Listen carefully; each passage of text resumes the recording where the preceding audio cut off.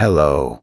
Today I am going to tell of the story of the Keumgangbong Peak. Going to the mountain Backdu to see the waterfalls and the Cheonji is nothing more than opening the big gate of the mountain Backdu. There are many scenic spots in the mountain Backdu that seem to have been created by the creator, and one of them is the Keumgangbong Peak. The world of the jagged stone forest, which is made of strange rocks and bizarre stones, that is the Keumgangbong Peak. When we go a bit over 4 kilometers from the Hwapyeongyangsa inspection office toward the southeast part, we can see the Keumgangbong Peak. Perhaps it was about the time when the matchlock was born in the world. There was a famous gunner at the mountain Keumgang in Gangwon-do in the kingdom of Joseon. His hunting skills were so great that he could make a flying bird to drop at once in a shot. One day he went into a tavern and drank rice wine, and his ears were attracted to the voice of people sitting on the opposite side. Hey, you know what? What? There were swarms of deer in the mountain Backdu. That's not a rumor. With coming home, the gunner was falling in deep thought. In fact, he has caught many kinds of beasts of the mountain Keumgang, so there were nothing unusual to him. Oh, deer were swarming around the mountain Backdu. I will have to move there. He left for the mountain Backdu with his small family. There were 3, including a generous wife and a clever son, Bok-chil. He only had 1 knapsack of traveler. That was the whole load to be carried. They reached the foot of the mountain Backdu by walking for a bit over 15 days. They have found a place to live, where a sunny hill with a stream in front and a mountain behind, and built a cabin on it. As the family had a place to live, the gunner left for the first hunt. No. Why don't you just relax and leave? No problem. Dad, get the biggest deer. The gunner said goodbye to his family and disappeared into the forest. But 10 days had passed, and 20 days had passed. The gunner did not come back. With his mother, Bok-chil waited and waited, his father looking at the place where his father had gone. Even though a month had passed, 2 months had passed, and 3 months had passed, the gunner did not come back. Mom, Dad's gone forever. Bok-chil buried his face in his mother's chest and cried in loud. His mother stroked his head and the tears was rolling down her cheeks silently. Your father will be back exactly. The mother comforted her son. It was obvious that her husband had died away from home. Her mind was already nervous and harassed. But how can she tell an immature child that his father is dead? Bok-chil also learned gradually that his father was never allowed to return.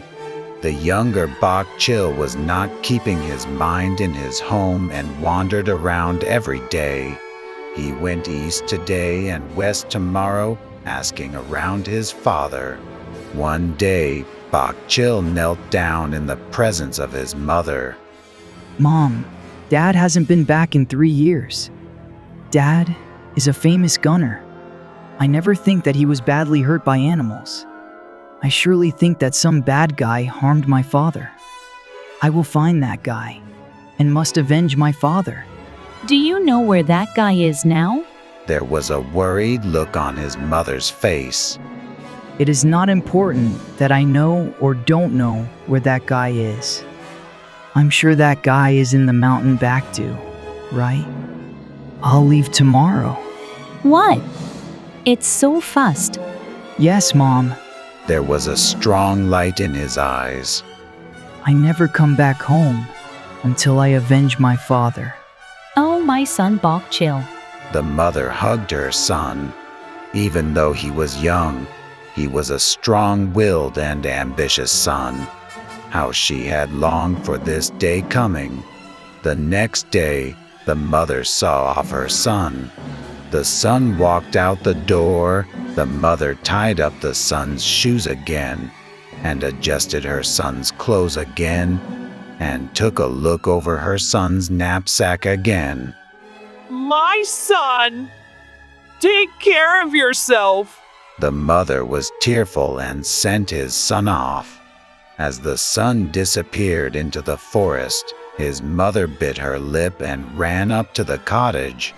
Bok Chil was in flames of a wholehearted wish of avenging his father and went about here and there through the sea of forest.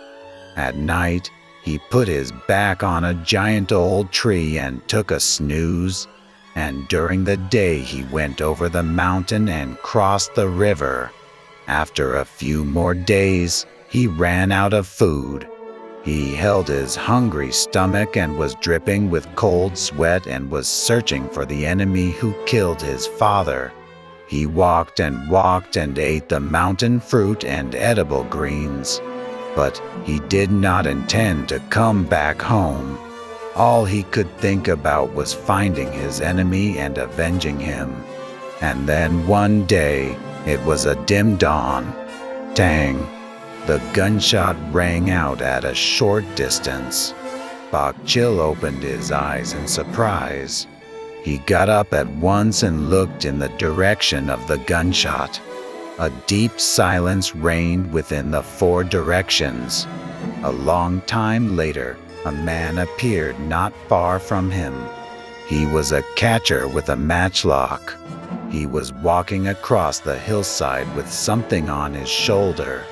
Bok Chil was wandering about in order to looking for a man in a desperate forest, but when he actually saw a man, he was somewhat afraid and could not approach that man and hesitated. Why did I get stupid? I should follow him. It was when Bok Chil suddenly thought this and moved a few steps to follow him. Tang! A hunter who was walking beside him fell down with a gunshot. Oh! Bok Chil was startled. It was not a place to move carelessly. He was on the verge of becoming a dead person, even if he would make only one mistake. He hid himself in the bush and checked the conditions. Soothing his heart throbbed with fear. That's the guy who killed the hunter. I think he is the enemy of mine. I must wait here for him to show up. Bok Chil didn't move as he kept on repeating to himself. It's almost lunchtime and there's no sign of him. His stomach wobbled continuously. Bok Chil ate a handful of the mountain fruit he used to carry, so he was not hungry but became thirsty. He remembered his mother said something to him. While you are in the mountain and have no water, you can peel the bark from a white birch and lick off the falling water. He stared around surroundings and ran up to the place where the giant white birch stood. He made a knife wound to the white birch. He promptly put his mouth to the tree and licked off the water. The sun was ready to hide behind the west mountain. Bok Chil kept his own figure undisclosed until then. At that time, a man appeared abruptly next to the hunter's body. The nerves of Bok Chil became tight at once. He held his breath and stared at what that man was doing. He must have been a gunner, too, for he had a gun on his shoulder. The gunner first put the gun of the fallen hunter on his shoulder and sat down with his back bent. After a while, he got up and there was the head of a deer with a long horn on his shoulder. That's the guy who kills the catcher and takes the gun and the deer's head. Bok Chil gnashed his teeth furiously. He bitterly resented to think that his father would have been killed in that guy's hands. Bok Chil wanted to go after him right now and stab the knife firmly into his back. However, Bok Chil could not do that. He followed him, hiding and hiding. He was living in a sunken hut where neither rats nor birds would know. Bok Chil came to the hut and revealed himself. Is there a master? Who are you? Bok Chil answered calmly. I came here from the mountain Keumgangbong, and I'm on my way back home after losing my parents. Bok Chil said in tears. Let me stay one night. Poor kid. All right, let's go in. Bok Chil followed that guy into the hut. The hut was neither large nor long. He laid logs on the right side and paved the dry soil on it, and covered that very spot with the black leather. It was his bed. The opposite side was the ground, with firewood piled up in the corner and an axe on that firewood. As Bok Chil looked around the hut, he threw down a piece of roast skin that was hanging on the wall to the ground and said, Lay this on the ground and sleep on there. Then Bok Chil saw the master's face clearly. He was a one-eyed man. His only one eye that seemed to be a rough brass bowl was so ferocious enough to make Bok Chil shuddering. Bok Chil unrolled the roast skin as the gunner said, and picked out the firewood that was suitable for him and made it a pillow. Now, do you go back the mountain Keumgang?